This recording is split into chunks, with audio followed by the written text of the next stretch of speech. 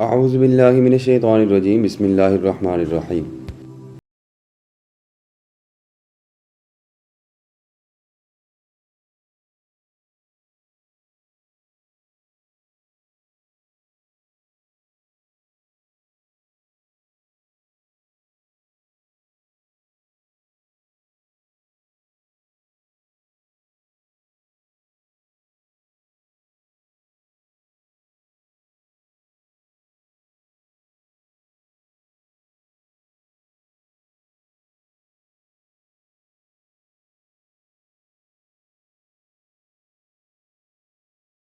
تب ایسا ہوا کہ ایک رات اس کو نیند نہیں آئی، تو اس نے اپنے غلام سے کہا کہ تم مجھے کوئی قصہ سناؤ۔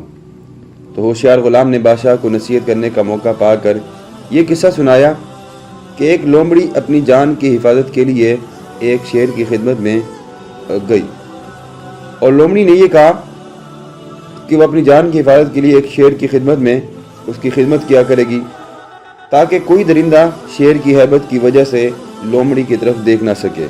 اور لومڑی نہایت ہی بے خوفی اور اطمینان کے ساتھ ساتھ زندگی میں اس کی خدمت کرتی رہی۔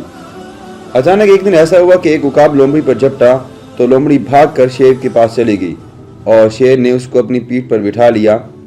عقاب دوبارہ جھپٹا اور لومڑی کو شیر کی پیٹھ پر سے اپنے پنجے میں اڑا کر لے گیا۔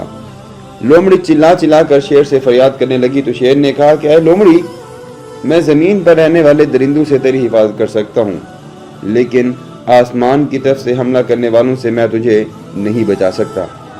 یہ قصہ سن کر عبد الملک بادشاہ کو بڑی عبرت حاصل ہوئی، اور اس کی سمجھ میں آ گیا کہ میری فوج ان دشمنوں سے تو میری حفاظت کر سکتی ہے جو زمین پر رہتے ہوئے، مگر جو بلائیں اور وبائیں آسمان کی طرف سے مجھ پر حملہ آور ہوں، اس سے مجھ کو نہ میری بادشاہی بچا سکتی ہے، اور نہ ہی میرا خزانہ اور نہ میرا لشکر میری حفاظت کر سکتا ہے۔